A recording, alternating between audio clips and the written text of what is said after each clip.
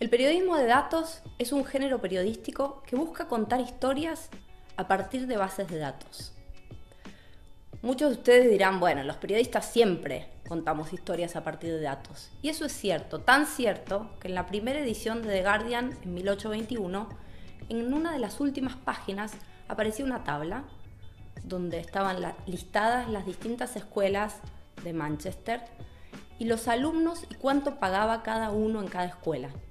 Esa tabla, que perfectamente podría aparecer hoy en un periódico, lo que permitió contar era una historia que el gobierno no quería contar, que era que había más gente en la escuela pública, y eso significaba entonces, escuela pública era sinónimo de pobreza, que había más pobres en esa ciudad de la que se estaba informando.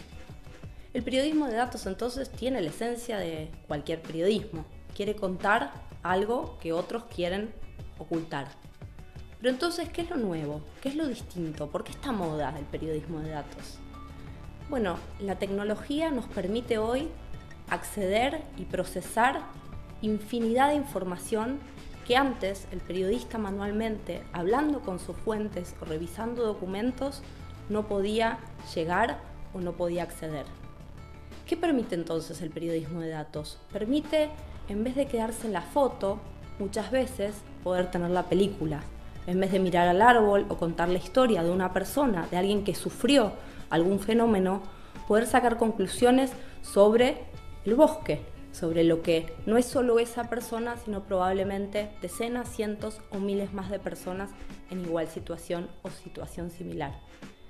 ¿Qué tiene además de interesante o de nuevo, o que a mí me parece especialmente interesante el periodismo de datos? Que nos baja a los periodistas de ese lugar privilegiado, de esa especie de altar desde donde decíamos al público cómo eran las cosas. Contábamos, porque nosotros lo habíamos visto o habíamos hablado con alguien, cómo eran las cosas.